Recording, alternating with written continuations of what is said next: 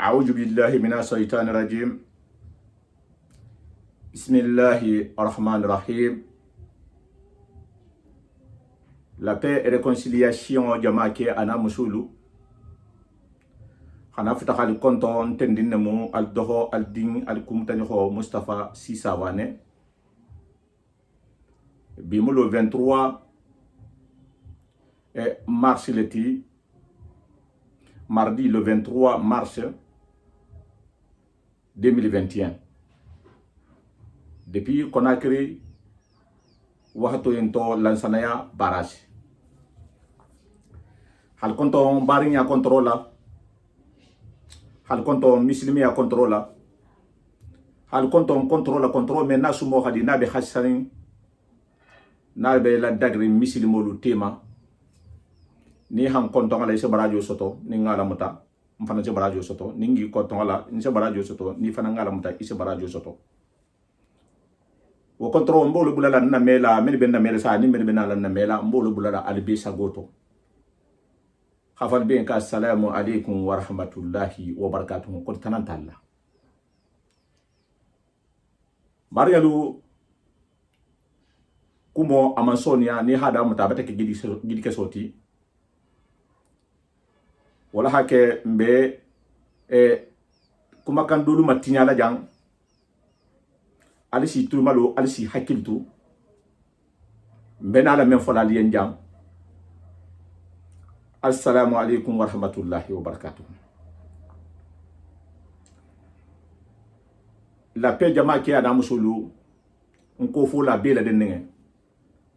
ani jahango mo ni jahango le moti e bi fan considérer ko jahango le moti kullu ajmaina nafa majigo bunya contrôle be siren ali bela den ngama ma dogo do contrôle ko la mena la bi khana le khalu yidbula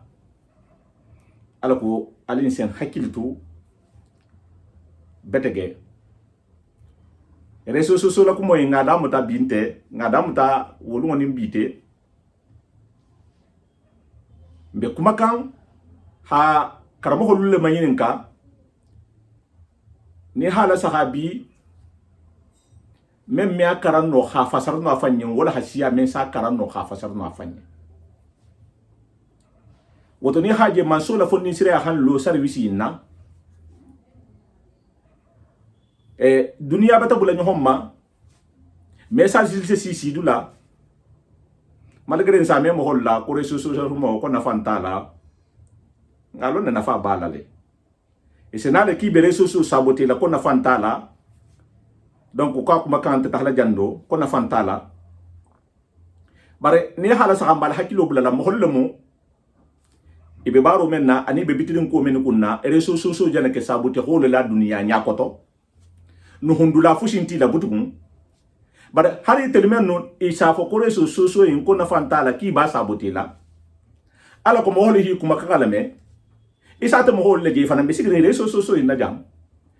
ibe tanay famuta ki be message la tambila pourquoi ibe na la réseaux sociaux la jam ne halon ko na fante janna ne halon ko message o me tambi ibe na la jamun bara jam fa fo lol jeti ba fe halu bula wala jam fa kono haytalla atel menga réseaux sociaux kumo ename atel men nyajenna ali be sede yari ma kabrin kawando da mutate dalu menna ali bata ba kumento adali bata ku men fahamo est ce que kuna la holo neno mo men benala ki be jan saboter la lien benala do nya sifa la lien pourquoi ala kay hakilitula bi la paix et réconciliation ana karamo holu interbi jambe le dron ha message la tambi barbar la mu karamo holleti men sina jang hakura si soto hawala hadata hadimma ko ngabula li sagoto be baraka bulali yembe duwali yen si maya dambe duwali yen jata kende yala bi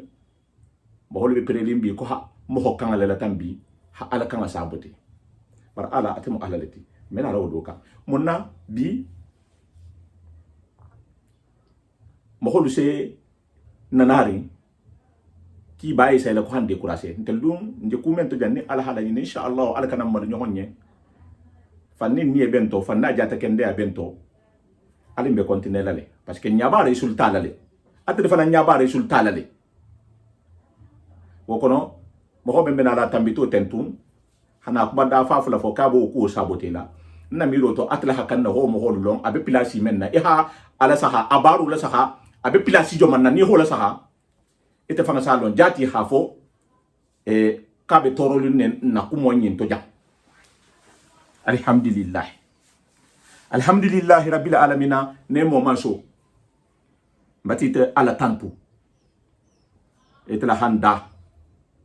fonyo ingebe na nila kilila mabodu lalo nyanta la ite man sa fondin siria ite le fondin siria tamma e mi alon ko nila kidio hadi e mi alon ko almu manso ti foni tati tilabitani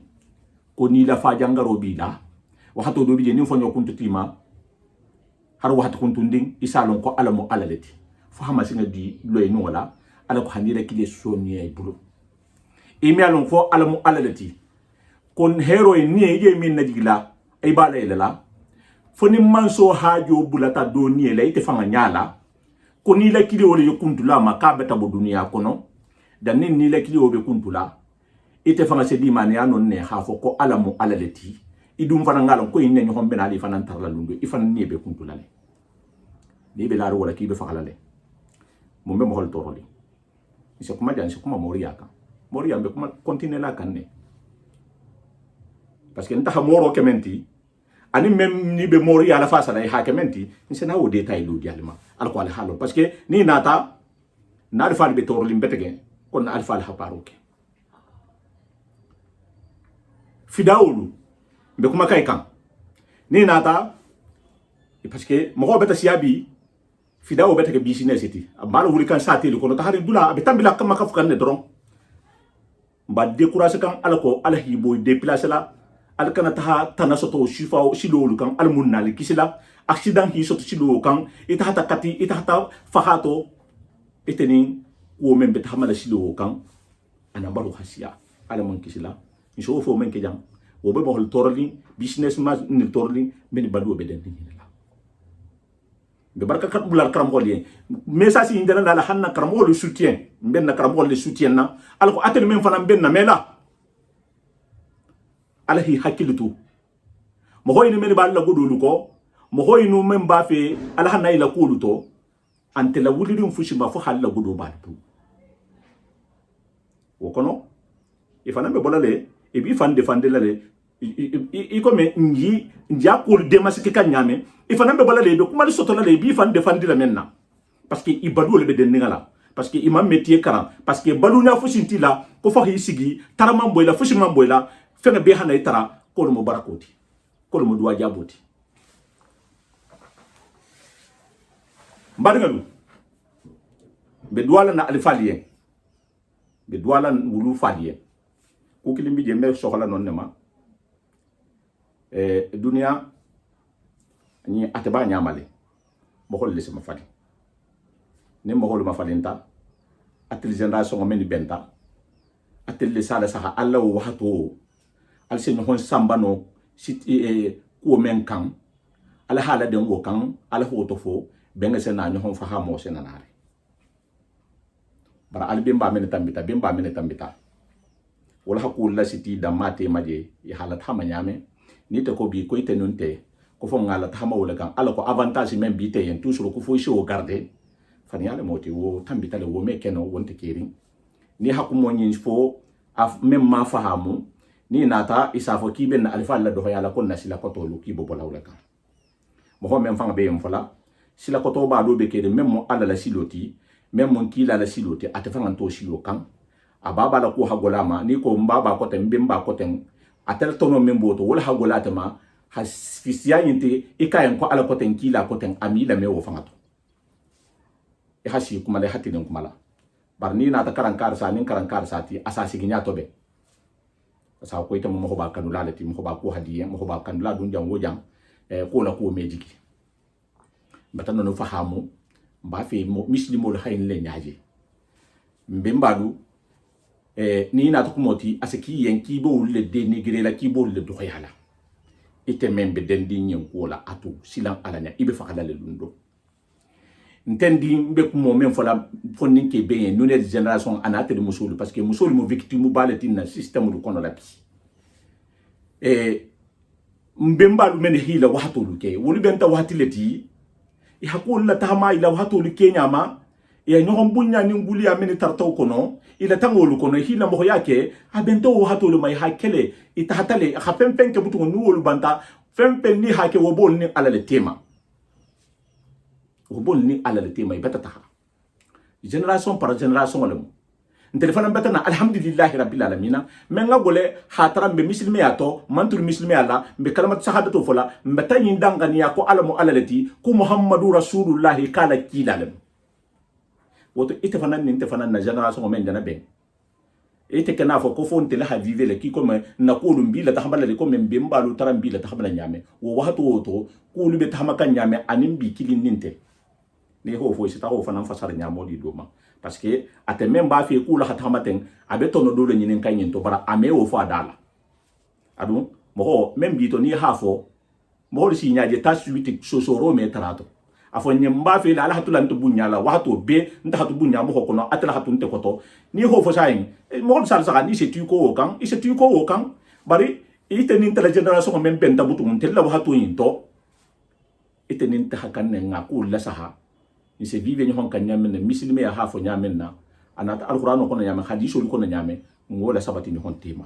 e kana dun hakko kana du hakko na miroto na ni nteno ni honko ma do yanteno fushinteno ni men ni londo ha menga kan ni men ni almamiya hakan ni men ni mogala salu hakan ni men ni menga kan sonia to membe place men na misilime ya hafo nyame ngola sonia wo bulula sidiben to ma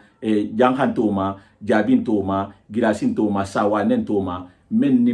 wahto ko hakalu menna iso bulale nyato nga yala wo manke tanadi bar woto man belaje ni hayin fo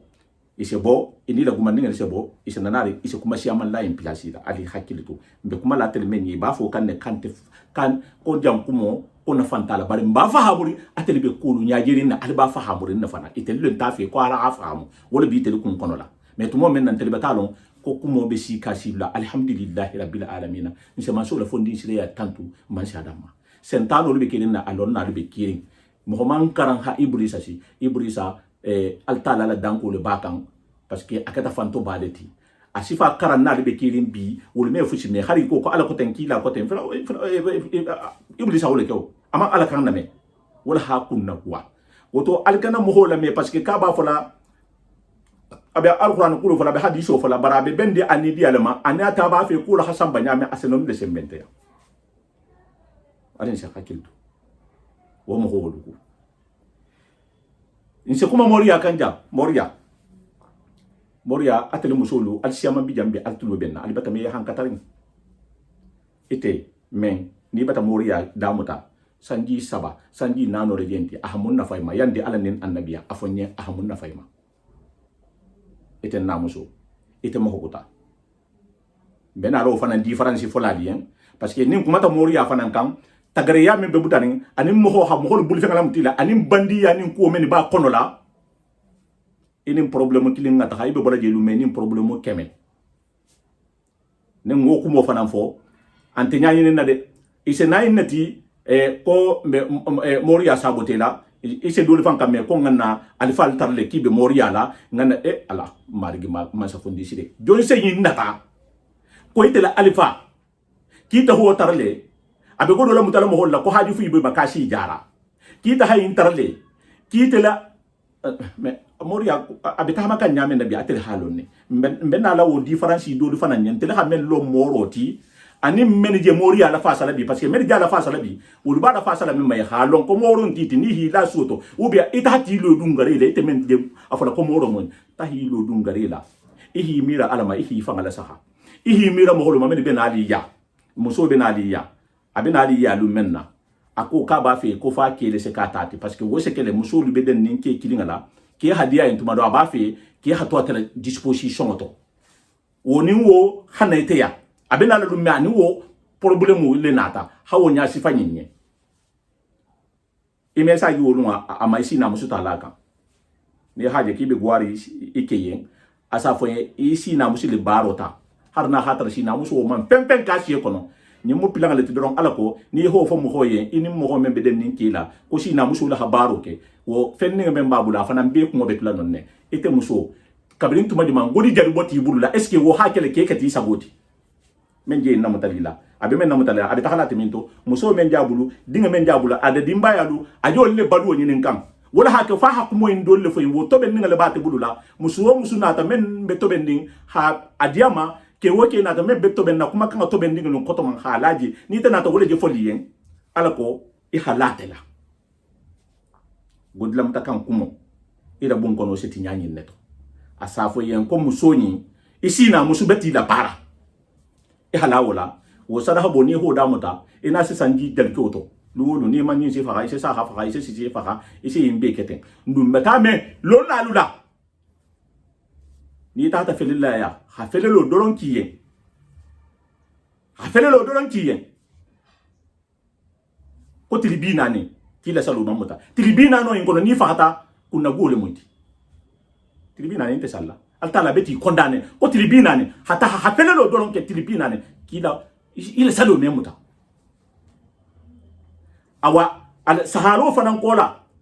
hasada ho men foyen ki hasada ho imbo ila ta le ta hasada ho bo wolu mo to ki jana kafir yale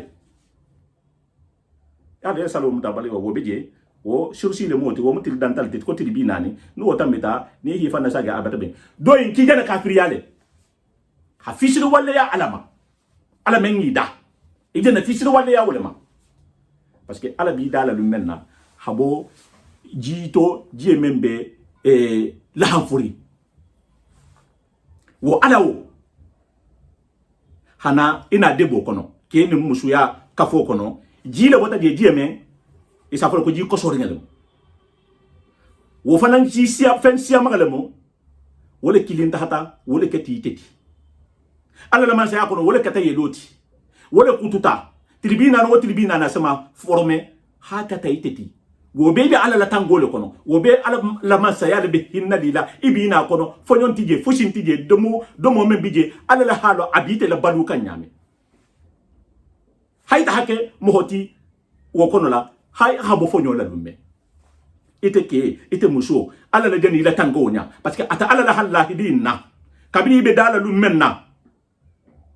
asi harji he safi asi la sima ya safi asi la jata ganda safi asi ko be safi la poto ibe kala nyamenna anata fo ko atele mum margiti ko ni konto filiben na ko nganti ngala bar bo na ta soto ni konto fil do bila ala mem fengano kitel so nya bole wo ala wo ni haje kibata kafiriya eja ni ko dum wala itata men na ka hila ko la sa hila dinnin nya beke dinnin nya ta mo na ko beke ibela kantarin alabu behana ila kuota konto filo himuta salo bekiri duara ngal bekiri na karamo holumbe barka bulale yenjang karamo ho fem jay sinale duara ngal tikene tumo men na nin konto filo bila tumo men na ni kudo beti muta ibe silandi ise duwa menike mbatana wala hadal ti jam kunna jalu har so men nin teteng alay umar jikinne nata la ilaha illa allah la ilaha illa allah koni hala jimi wahti ni fata ki nya sela kade ibe si warin nya sela kanna hero lema adata fatiyati wo mbola wulla mumma ala ko itenna ite muso iba fo la iba nya sifale o fekan ala ko ala hafa hamu de fana isa masodum ala la nyaadi nya sifar lemu isa fa hamu le salame ni malame ihasagi halame abe fo la nyame ni hamadi go nya karkilin karfula isaje karamo hobe men foka ifanga se kusanyala ibi fana wulla kibe ta hali fandun na men bulula abala dimbaya la balule nyinina ante barala ante fusila abata fansigi ko altala se fempenke kasa kele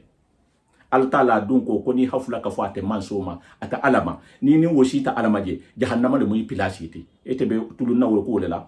nen ko jam ko moriya manni moriya mem mombe ko malaw kam be halon men jenara moriya defande la te fan hajati halon ko ferenta ye sembenta la mo la xam furingale mo bari ala nyasilam baliya kamala a mewo foyteyen bari a halon ne kate mewo no bar ala ko ha badu soto hala dimbala badu soto ba te manke kesiki lati ko fo hi badu mo holula la asena ko beti se modi inda dagandi isena alqur'ano ayoluti isena saybodul tokolti kulti tare alsi hakilto isini sina musubula honna isini kila mo hodo bula honna isini ni mo hodo bula honna pempen ni na ta parce que isini ni kale ni hada kon mo ma ibe ta la menya ni ko nyang ko kon a telefon a falo me ko jommu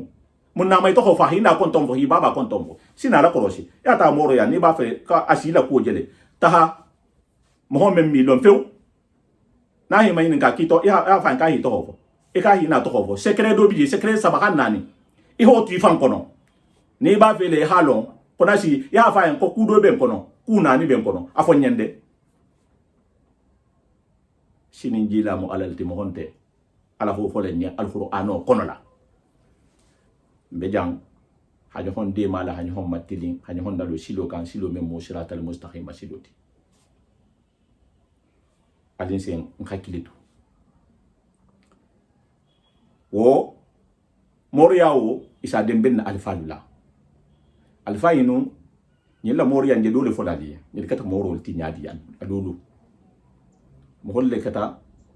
e ko me jahanga dinga de hila ko lo nyame ta jawo jang kunna yelo biyen ha fatan wo timinan diwla alfa kendo wulula ha fatan alanya silam nyama ni silanta alanya ala se mo holle silenya na jahanga alfalu nan ko fulani alfalu be ni haje duniya hi kanu ni haje mo holu silantinya ita jawo jang mo holu si bunya hi guliya ala hamen foy bulata wala ko ala ko ki hamen tuje hole tuje isilanta ala lenya wala hakke ala hamo holu nyala maluma wolu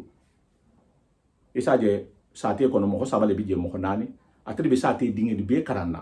ibe se ta karakteria ala sa dunia jango janni ekolo karamo kon ninfo go be se sarala wo man ketanati o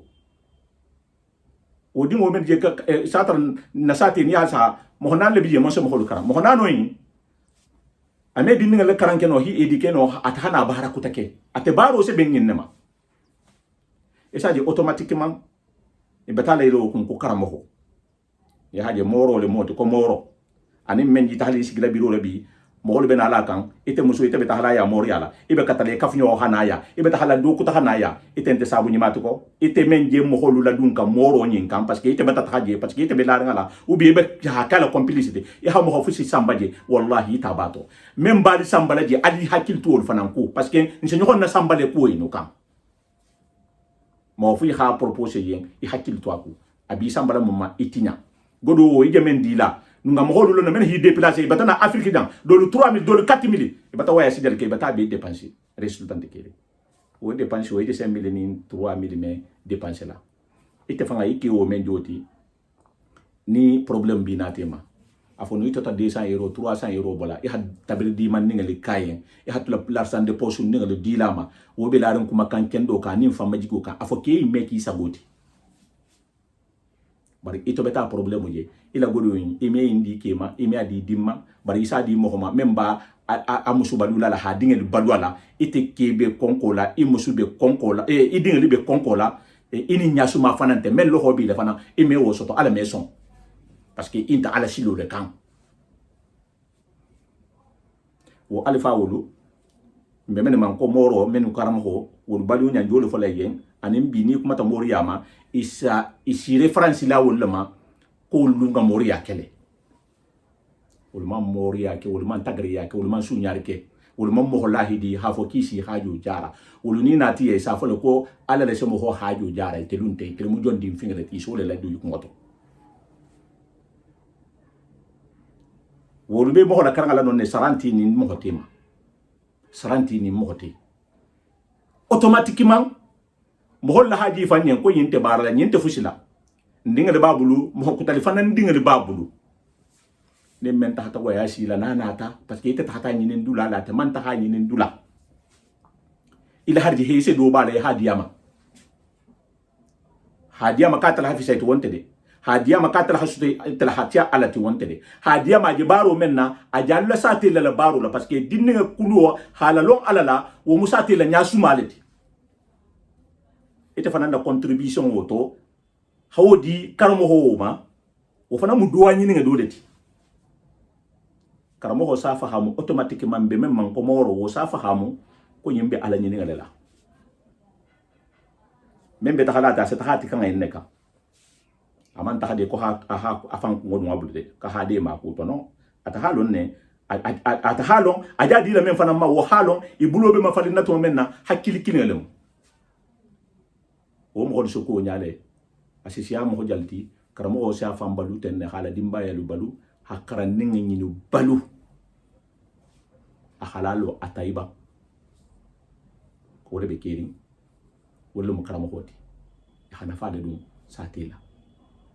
ni na ta fusila je se duwaye ni na ta kula je men ni muslime ya meta isi tulto so bi sa fa ko ala me son nyimma e kana bala flanka fuya isi la so bo flanka fuya ko bela parce que kabru wotu mo mo be keri mel la limani aman sabati bar ni limani ya baliya na ti teli ya halu la tawhid on te sabati din e isi de male e se kuma le foye men sa ke isa lon ko ala me son wuma anin bi ni tata mo ya nyamen na ibe ko be kala ni ha konto fido fa ila konto fido fa nga aji profiter la wala ha fo yon ko normalmente ki hi la barale wo moro leti ha godo konti fo yen wo moro leti hani so libule ko na wo moro leti hi bula jigila hi bula yela wo moro leti hi ni sa te bula jo honna hi ni kila sikani honto hi ni sina musula sikani honto hi ni i baringa lu fempen na be sutu yari ila futu inna hi halla bela sikani honto wo moro leti awambe kuma ka moro wo sifa wolle ma alisi hakil to ku na ba fa alla economy hasiye soto na ba fa alla godin nin halu munafan ala dun ala ko mumenti ila dimbaya balwala ala ko mumenti hardi he min ni sa di no ikema ihi famma sodu ike yinna e hadwa fe ngadi ikema ini ke tumado woseke yen kunailoti i hadi fama i wulu fa ala duwa se jabi ma i wulu na ala duwa se jabi ni wulu nan tije nan din ni biji ala duwa se jabi ma ni beje fola ala ko ite mbar muso ite na ite mbarinke ite membata moria ta ho ke sanji jalu e bata depansi menke ite fanga ma kontilo kabri dun tayin to lu menna ite fanga ni nyasu mante me nyasu mano parce que menna dun ti kumoto hasidi ale jana la du kumoto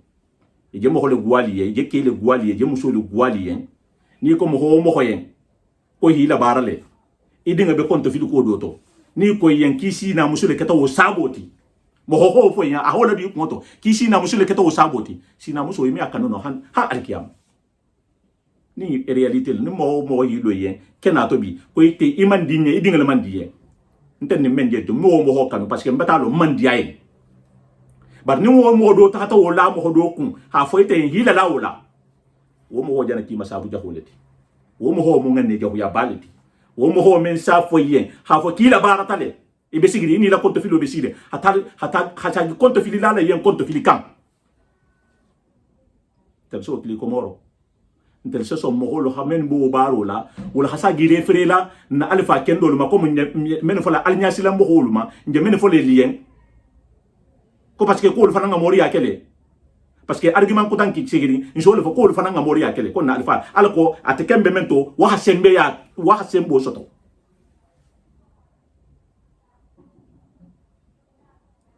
ngam ko la godul lamutila mo jali ha fam fa hayin koto ata tibabu ko mahna bula janna e ham ko bulu fe ngala mutala ama supporter no aha fam fa obi ha kudo ka fanna o jalbi kiri na sati la sahade i hafusi ke mo ya har kafiro le ni hakuru nya fu kaya itumbe kuru na ya ila sati men ki beje to benna isa tara do fanan be non mem fanan be kuru nya sifa o kelite ya hasiya woti na sati li bela sa nan ko fo sati bela sa kuru nya men bije ni ko ko sunyaro ni ko ko jeno ni ko ko fem kuru nya fem ni khalo abije mun keta parce que ndata do lule ya ndata sifa men ki je wonya a resultat le muinti asifa fana mbeke kan na sate lula bo ni be sila ni alanya itata jawo janne ala ko memmeke itata sate wo sate la wo matanga ni hila ni ndo ke se sagi ko isatra ile sate hatu nyamenna isatra bonya bari ila sate la ko me fuchikije ala tano fen kije ba ni tata mo kutalia ibe talo la baro kelaje ko hila sate makanta ko hila sate toben ukula atala ate ni misilmon ni kafiro wulda atala hambe dawo ni haje wato do bije kelo asidia kafiro la wato asidia misilmon la ala da mansuta atala hala so la wuli kum memma bartonyo go buluma misilmi yante non kafiri yante non ni hamo ho to ni gata no fi I ha to ni kum men na ifana mbadu jelale oto na musulu mba fi hasumali en yin dulle kan ala ko insa kuma mori american ani fidawo la saka sate la sahabi sate duri be sigirin ne ibulu makulu isi makulu batata hambe ko découvrir kan sate la lu wonu fulan kafiya du la do be découvrir kan sate la mo holi sama saba jamen kan hajeke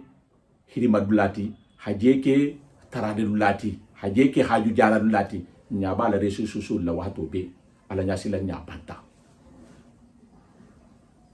boko men be satele be badulay halalu lula inte sunyar ke kan inte fuski kan bata tahayla satelu la taharin bata satelu ke ki komen non mo horoma satelu leti horoma satelu c'est vrai bon parce que be badu kan bunya ni nguriya ni horomo men naji bari bata tahi balunya luma fali bata tahi balunya luma fali bata yitila ha fa ko mo se balule taro man boyla mo se balule ibe mba to yala mo se balule ibaba to yala ibaba hakumenke ni ha nyinke ni tata gaburo te hay ni nyinke je isa je sai mo libe katla je kan atohola din kurunya bale moti nte wala ha ke sa ko ibe mbaba contre ibe mbemba contre ibe nda bon contre c'est di n'importe quoi que se mutabalu le kuma kan amoyinti que se mutabalu wala kuma kan amoyinti mo même man kuno afanye wala kuma kan amoyinti baba mene tambita bimba mene tambita ha menke ni fana ngake ala ba ke di yenne yo bale ni mo hol hila kumo fo nyamen na ni kurata nyamen na iman silang iman malu iman isie calculer iman na ala fo iman na kila fo iman na alquran fo iman na hadiso lu fo ni na tadro e hibe bala ko to e ha ubi ha ko mo holle bo e bemba o contre baba o contre adun tajanna abota janne fushinti bulu ise men fo kuma kan sifayin fitilité kuma ni na kuma nga so jam memma mbela banna jele ma mbari ke mana musmala atle men den namela khaytam be wakali lale benala wal hadati aliya wal hadayim fana nana ta alfanan sa partager al hakatam ko ta fana ngi la mekene ya hasisi dulalu to lumberara abetu talaka ibisi kanne isi dulalu to woto nin ko kenen ko moria albatalo men se bo ki be moria la fasala ki ba fola ki ko men benna alfal do yala albatime nin ko fidawo mo holle be lorin bi e beta kinyagal lom baba nim be mbalu kunna satelu be la bola saho mani wurala be satelu koroma satelu dulal la bola mo holle be kamyon nim mobilité la be tahala indulalu to di mo membe be tahala siente to bendi la limane ante to benni aseke mo hodo lian ko ni tella siono ko ni la haju jaru le jeki kerin kilenti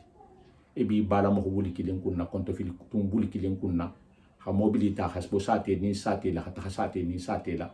ite fangala bon kono konto fil mo holu be je meno ni ha fo ni ko yara bi duwa be jabilima bar sentane beti duito e tim sentane mo holu bata kafu meni be ko la ke nyakan ifana dum mudino nyatongo do leti bar alama limani ya dima ila limani ya man sabati ibata ina na ha fo ki be fakala de dundo ki dante de lante ta halakela mo fusi fen nyati fo altalaya ibati telafili ibati la ko en nen tele hakko en fo wal ha ke senanare ki benala khana ki bentele dolu nan la hando ya khaitan na ko jana alfa la sidul le bula ni haja be gole yarima e balu le be den yala ni haja be gole yarima e se fende so taate dula en tafi hanon ne bula ali hakidu fi dawo to jigini yelo yi membe mutarin ten be duwala mo kana fa khayin siloka e ha transport uta e hayele be duwala kana fa khayin siloka e tamen den namela e be duniya jango jang alfa yinu keta alfa kendo leti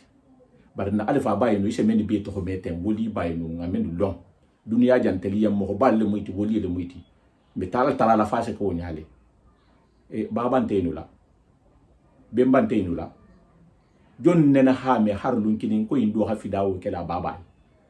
jon nena ha me lunkinin ko indo ha jama kidile abemba gaburoma hata fila ku ka bemba yen hagirimba dola buli abemba yinuma jom itella londo le masiam ila kuninga na mansiama